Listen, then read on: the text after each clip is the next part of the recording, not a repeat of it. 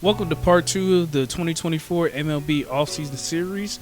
I'm Brian, and I would like to thank you for taking the time to click on this video. Before we get into the content, if there is a prediction that you agree with, or if there is a team that you feel is better suited for the players that I'm predicting, or if there's a player that did make the list that you feel should have made the list either in part 1 or in part 2, feel free to leave all that in the comment section. Also, feel free to like and subscribe if you enjoy the content. Without further ado, we will start. Just like part 1, we're going to go ahead and do the honorable mention, since there is a player that would have been in this category of players 13 to 25 if he did not sign early. So that would be Yusei Kikuchi, who signed with the Angels a few weeks ago. He probably would have been around like 17 to 20 on this list if he did not. He had a solid season. If he did not sign already, he had a solid season last year, and it'll be interesting to see how he does with the Angels this year. So yeah, just best of luck to him and in his endeavors this season. And with that, we will now start the list. At player 13, who is Jack Flaherty, who pitched for both the Tigers and the Dodgers last season. So with this one, I think that it'll probably be maybe maybe not a 3-team race, but I think for sure. I think the Yankees will probably be involved on this one, as I talked about in the previous episode. I think that the Yankees will most likely try to find starters in the trade market, but I feel like Flaherty is one of the guys, especially since he was a guy that they were targeting during the deadline before, and were probably going to trade for before the medicals came out. I think that that's a guy that they'll probably still look at. Oh, also seeing him in the World Series twice as well, and seeing how he pitched. So I think that helps.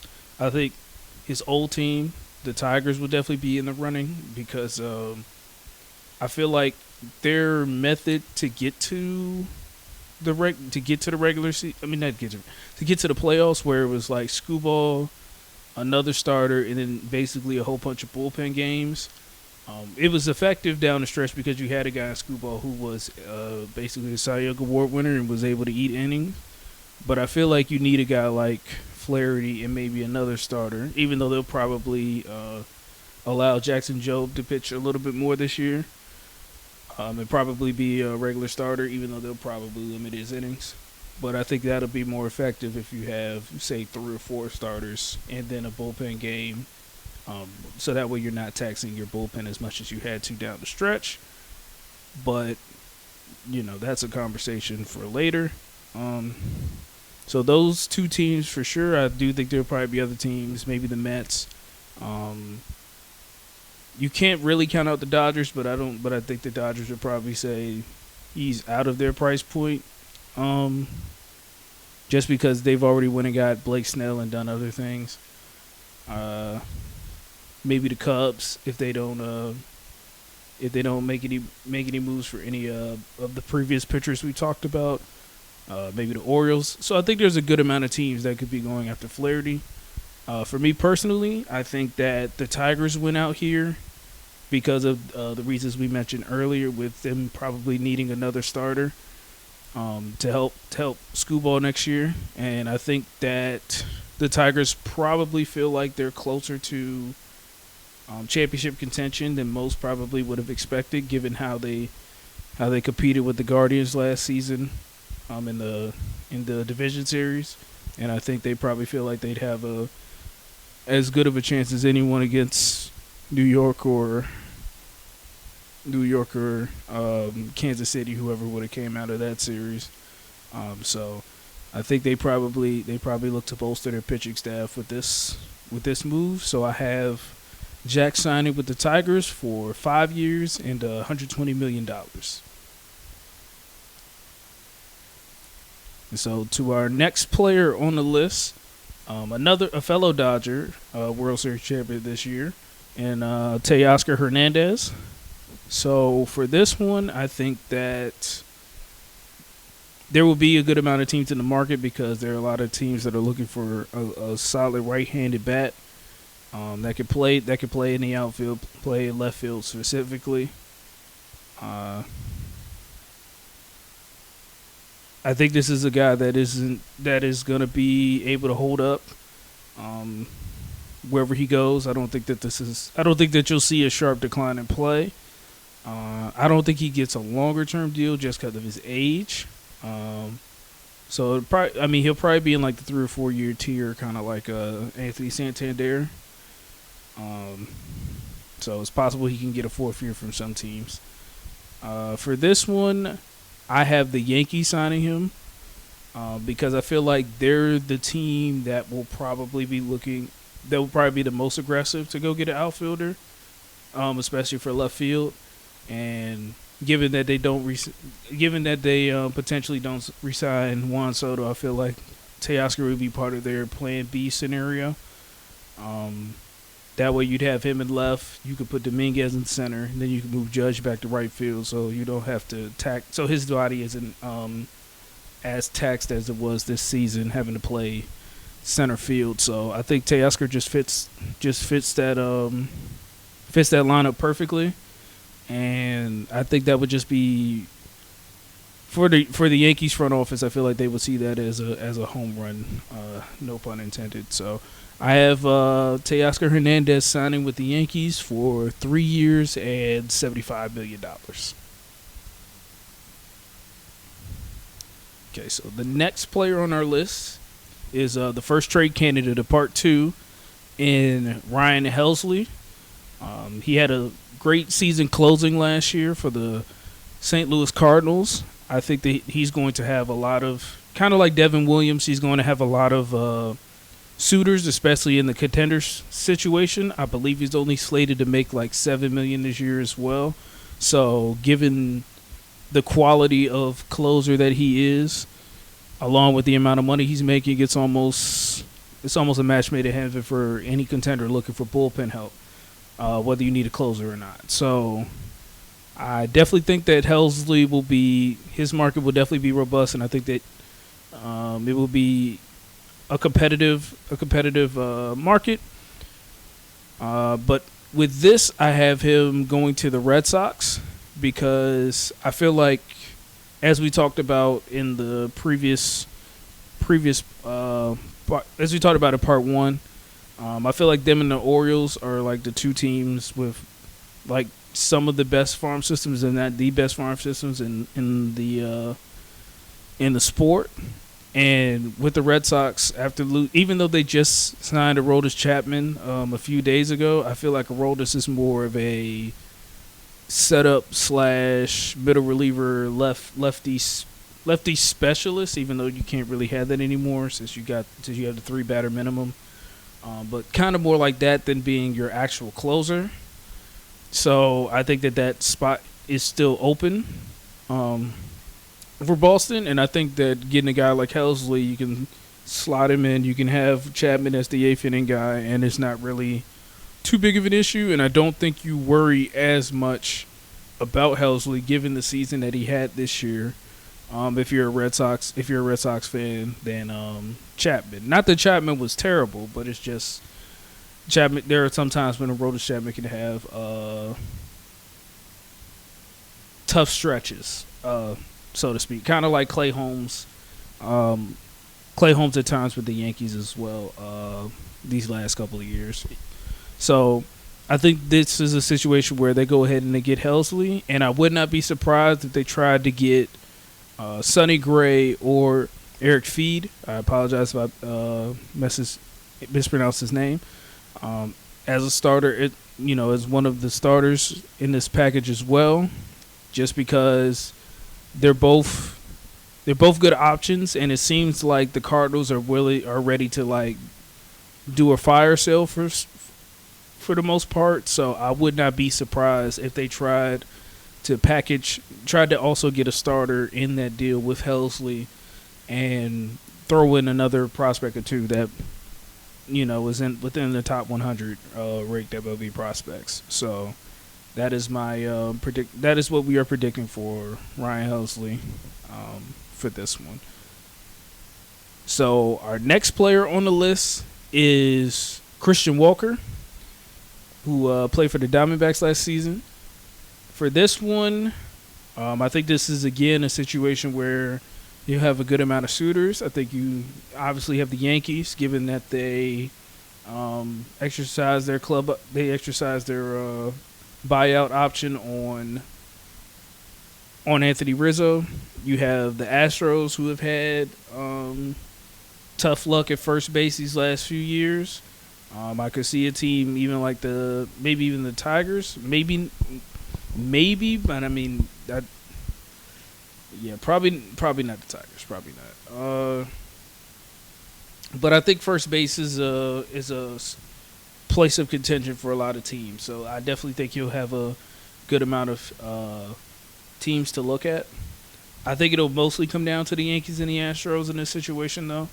So in this case, I think that the Yankees went out just because I feel like even though they may also try to look within the market to get a first baseman, I think that within the trade market to get a first baseman, I think that they probably value his fielding and his ability to put the ball in play a little bit more. And I just feel like, again, given the potential, if this is the plan B scenario, given that Soto does sign somewhere else, I think that this is a place where it's like, all right, well, I think that the Yankees will be more prone to allocate their money towards offense and signing free agents that way, and obviously looking into the trade market, but more so signing free agents than putting that money towards starting pitching or even like a top flight reliever in this case. So I have Christian Walker signing with the Yankees for 3 years and $60 million. And I think with that move there, New York probably doesn't do a whole lot more after that, because they may try to get a couple bullpen pieces here and there, but they'll feel like they got first base solved. You have your left field situation solved.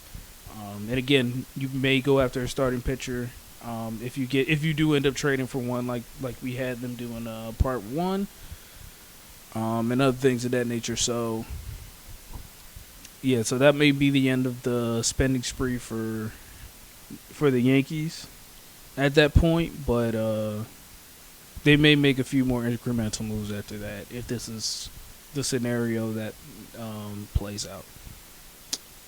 So the next player on our list is Tanner Scott. That is who pitched for both Miami and San Diego last season. This was a tricky one. I think it's going to be dependent on how people view him. 'Cause I think this could be like a Zach Britton situation from a couple years ago, where he can be your closer, but he can also be a 7th, 8th inning guy that can come in and pitch in high leverage spots. So I think it's dependent on how a team views him. For this exercise, I wanted to try to view him as a closer. So given some of the places that we've already touched on in terms of certain relievers being traded, I feel like this is a spot where a team like the Phillies could go ahead and get him, because even though they had Alvarado closing games for them last year, I think the potential, kind of like with the Rangers situation, like we talked about, and also the Yankees situation in part one, I think if they lose Jeff Hoffman and Carlos Estevez, I think they're more likely to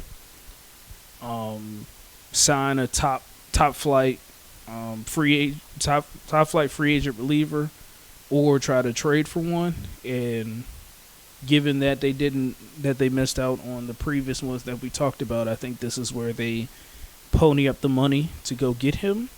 So for this one, I have Tanner Scott going to the Phillies for 4 years at $56 million. It is possible that he makes more than that, but I felt like somewhere in the relative range of 14 to 15 million makes sense, just because he's not Josh Hader, but he's also not too far off. So again, it just depends on how teams view him, because some people may view him as a closer, other people might view him as a nice high leverage reliever, but maybe not worth closer money, et cetera, et cetera. So I think it just depends on how a team sees it, but I think if he were to sign with the Phillies, they probably would give him a chance to close.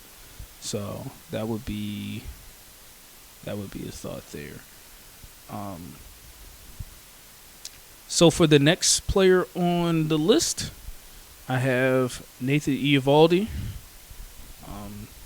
For this one, I think this is where you'll probably see a bunch of teams probably looking, probably once the Corbin Burns of the world and people like that have finally signed, just to kind of have an idea of the market. I understand that Luis Severino signed yesterday, I want to say, but I think that once you kind of have an idea of where some of the top flight pitchers go, then you have a little bit more of an idea of where the market will look like going forward. So for this one, I think that the Rangers will be involved. I think you'll have a lot of Nathan's old teams, and I know I said they probably wouldn't spend earlier, but the Yankees might be involved depending on what the price point is. I think the Red Sox will be involved. Orioles will probably be involved. I'm sure there's a few NLTs that would be involved as well. I think that this is one of those. He's like the perfect mid-tier pitcher in terms of like price point, where he can be that number one, number two guy on any given day. Probably more of a number two than a number one, but I think that the price that you would spend for him would be worth something where you may see it as an overpay for, say, another pitcher. So I think that Nathan can slot in as that, probably that on a contending team, possibly a 3. But again, he's shown the ability to be that 1 or 2 with the Rangers. So it's not far fetched to say that he can still pitch at that level. So kind of like Teoscar, I think that he could get 4 years, but I think teams will probably be more willing to give him 3. So we will see about that. I think he could get something within the $20 million range, but for this exercise, I have him re-signing with the Rangers for 3 years and $54 million, just because I feel like he's a priority for them from a starting standpoint, and I think that I do think that because his market is competitive, he could end up making more than $18 million a year. But just for now, I think that's a pretty solid price point, just given where he's at right now. But yeah, that the price point is definitely possible. Definitely has a possible chance to rise, if anything. So we'll have to see with that. Okay. So for 19 and 20, I'm going to go ahead and combine them. It's a pair of Tampa Bay Rays. So we have Yandy Diaz as a first baseman and Pete Fairbanks, who is a reliever. Again, both played for the Tampa Bay Rays last year. Both of them are obviously on the list because when it comes to Tampa Bay Rays, there are certain people that they may hold on to long term, like an Evan Longoria, but for the most part, once you start to make your way up the arbitration process and you start to make good money, even if you've been extended, there's always that question of if you get moved off or not. And given how great Tampa Bay's farm system is from year to year, and how well they've been able to develop relief pitchers, it's kind of easy to trade guys once they start to make money, just to keep the payroll within what they can afford.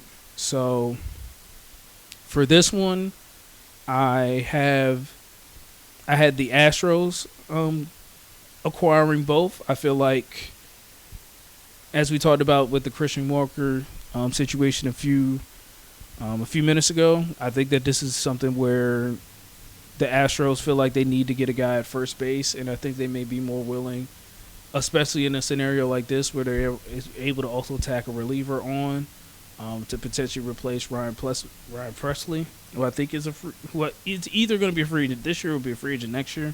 So you just kind of have insurance on that in case he doesn't come back. And you still have a chance to strengthen your bullpen without having to go out and having to spend a whole bunch of money.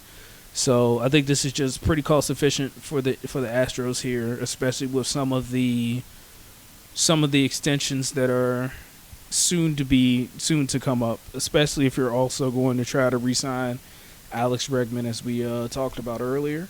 So I think this would be the perfect trade situation for them to both, to get somebody who can anchor their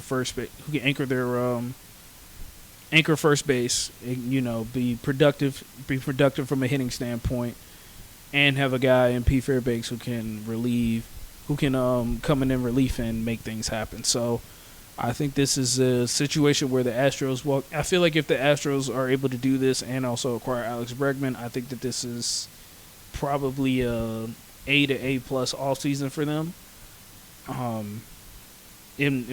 At least in my eyes. It may not be in everybody's, but that's what I would say there. So it's a possibility that obviously Yandy and Pete end up getting traded separately to different teams. But again, I feel like this is a situation where the Astros would go ahead and try to make sure they could get both, just to plug in a few holes and make things happen. So that is where we have both Yandy Diaz and Pete Fairbanks heading. So the next player on the list is Sean Manaea. So this one is a little trickier. I think that his market will kind of be like what Eovaldi's is, because I think most of the people, once Fried and Corbin Burns are signed, will probably be looking at those two players specifically, especially with Luis Severino already signing. It just feels like those two guys would be like the next up for contenders who may have missed out on those two. And also if there are certain pitchers who aren't traded or are put on a trading block. So I think that's the case here. So for Sean, I have him re-signing with the Mets for 3 years and $70 million. I understand that they just signed Clay Holmes earlier today, and they're planning to have him as a starter. But I think that you bring Manaea back just to buffer in case Clay does struggle a little bit and you think that he'd be better served in the bullpen. Also losing Luis Severino and potentially losing another starter on top of Manaea, I think you don't want to lose three guys all in one offseason. And he did have a pretty productive year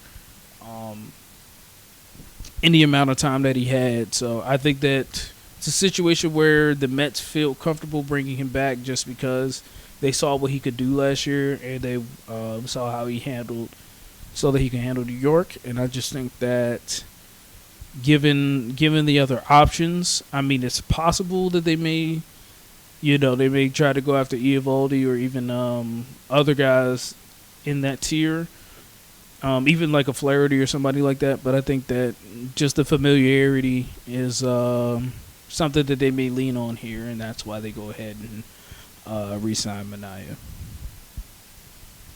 Okay. All right. So the next player on our list is Gleyber Torres. So for this one, I think most people would probably expect Miami, because it seems like that's the team that's been rumored to be interested in like trade. Usually when it comes to like Yankees and Marlins trades, he usually seems to be like the first name that was brought up a lot. So that would be that wouldn't shock me if they signed him. But I think for this one, I think he signs with the Seattle Mariners. They do have, as of right now, it looks like they have Dylan Moore slotted as a second baseman, but he seems to be able to. He seems to have positional versatility, so it could be a situation where they put Dylan at third, and then allow Gleyber to just stay at second and continue to thrive like he's done. I think that getting Gleyber helps them more offensively. They were struggling a bit last season to score runs, and I feel like whether he's in that leadoff, well, I'm assuming they would put him in the leadoff spot given how well he did with the Yankees this year in that position. So yeah, I think in that leadoff spot he goes ahead and he makes things happen. Probably that 1-2 punch with him and Julio Rodriguez would help. I think it would help take pressure off of Julio a little bit to have to feel like he has to score a whole lot of runs. So I could definitely see this being a situation where Gleyber decides to sign with the Mariners. I think he'll have other suitors, and I'm sure the Yankees will probably have conversations to bring him back, but I think that this is just a situation where he signs with the Mariners for 5 years and $90 million, and he looks to start something special out west. So sticking with the West theme, we have our next player in Jurickson Profar. He had a breakout season this year, according to a lot of outlets. The real question here is how much you believe in that year. Is it one great year, or is it a situation where he will continue to sustain it? Especially in terms of like the homer category and things of that nature. Because I don't think his speed is going. Even though he's 31, I don't think his speed is going to leave him anytime soon. So I think he'll still be productive defensively and on the bases. Obviously, he'll still be able to hit for contact and things of that nature. Just the question is that was it just a 1 year power surge, or did you actually find something with his swing? So for this one, I had him re-signing with the Padres for 3 years and $48 million. Just because I feel like, again, kind of like with Sean Manaea, I feel like this is just a comfortability situation where the Padres kind of know him more. I think this is more about the Padres knowing his work ethic, what he's done, being in the building, if he's been in the building every day and things of that nature. So I think it's just a situation where you see where it goes. It's not completely long term since it's 3 years, so it's not. So if it does end up becoming just a 1 year wonder that in terms of just statistics, not as a player, then you're not tied down to him for say 5 or 6 years type thing. So I think he just ends up re-signing with the Padres, and but I would not be surprised if other teams, like maybe even like one of his older teams, like the Rangers, ended up coming calling or anything like that. So we would definitely stay tuned for that one. But we have him going to the Padres in these predictions. To the final free agent on our list, we have Walker Buehler. So Walker had a tough regular season this year, but he more than made up for that in the playoffs with stellar performances in both the NLCS and the World Series. So he was able to put himself in that Eovaldi and Manaea tier, in my opinion, in terms of what he could potentially make. I think that his pitch repertoire is probably going to be a big reason why he's able to entice teams and get a good and have a robust market as well, just because of his ability to throw many secondary pitches. And I believe that there's a lot of teams out there that feel like they can get him to mix his pitches even more in terms of his pitch usage, even more than they have. Especially probably increasing like the amount of sweepers he throws, probably even increasing his cutter and sinker percentage even more so, usage even more so. That'd be interesting to see. So for him, I have the Atlanta Braves signing him, and I just feel that this is the place where they would probably pivot if they are unable to re-sign Max Fried, and it just feels like a nice upside play for the Braves, especially as if we said before he's able to return to form like he had been before the season, or if he looks anything close to what he did in the playoffs. So that would be a pretty nice replacement for them if they were unable to keep Fried. And I have the Braves signing him for 2 years and $32 million.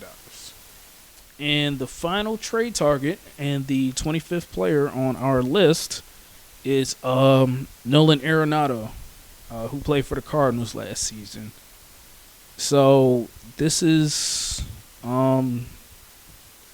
I think this is where the Alex Bregman consolation sweepstakes start, for lack of a better term. I think that most of the teams that are not able to land him will probably be in the market to get Arenado. Again, the Cardinals seem to be willing to do a fire sale, so I do think this is the situation where you can get a player who's already having some of his contract paid for by the Rockies. I think that you can probably get some of his contract. You could get the Cardinals to eat some of his contract so that he can get a better prospect or prospects in return. So I think that'll help his market as well, because if you can get Nolan Arenado for like 16, 17 million a year, that's practically a bargain for a third baseman at this point, even at his age. So even if he were to decline, decline production wise, I think that's still something that you can deal with. So I think this is the place where a team like the Astros will look. Obviously, if they lose Bregman, especially given his propensity, especially given Arenado's propensity to pull the ball, so it would be perfect for him there. Red Sox, same thing, especially with the Green Monster in Fenway Park. Yankees, maybe, depending on the moves they make, but we'll have to wait and see what they do. And a good amount of other teams. But for this one, I have him going to the Toronto Blue Jays. While their farm system may not be the greatest, I feel like they may have the greatest need out of the people that we've discussed in terms of third baseman. So right now it looks like they have more of a, based on what I've seen on CBS Sports, it looks like they have a utility guy basically as their third baseman right now.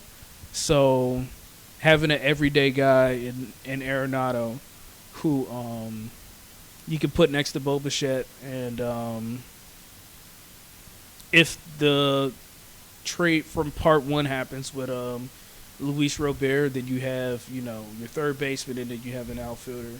You've kind of plugged both of those holes. You've helped your offensive profile a little bit. I feel like trading for Arenado, even though it's not like signing Juan Soto or getting Burns or Crochet or somebody like that, I think it signals to both Bo Bichette and Vladimir Guerrero that you're at least like trying. You're trying to compete, trying to do something. Again, I understand that this isn't like Nolan Arenado coming.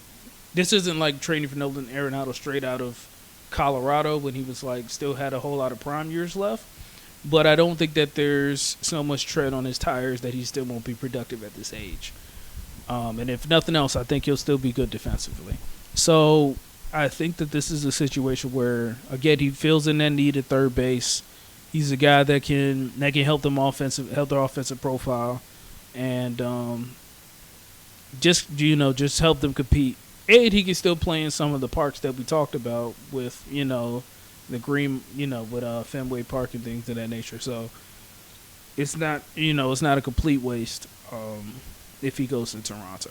So yeah, that would be where we have him going.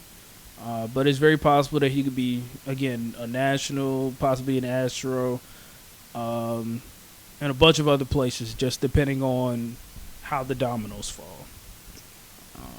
So that is part 2 of the MLB offseason predictions. It'll be nice to see where the dominoes fall as the winter meetings take place over the next week. This is being recorded before Juan Soto or anybody else has signed. So the only signings I know that have happened so far that we talked about, obviously Blake Snell and Yusei Kikuchi, and then Luis Severino, Clay Holmes, Frankie Montas, and Aroldis Chapman. So not a whole lot of crazy announced signings, but the big guys haven't signed yet. So that's going to be so it's going to be fun to watch for sure. We may come back and regroup and do another episode, just regrouping the predictions and talking about the winners and losers. If you're interested in seeing that, just leave a comment, or you can just let me know on any of my socials. Again, thank you for taking the time to watch this video. If you've made it to this part of the video, I appreciate you for taking the time out of your day to watch. Again, feel free to comment on any prediction that you feel may be right, whether or if you feel like if I said that a player may make too much or may not be getting enough in terms of the money predictions, or if you feel that there's a team that they're better suited for, or if there's just a team that I gave that it's just like there's no way they're going to do that because X, Y, and Z, feel free to comment all that below.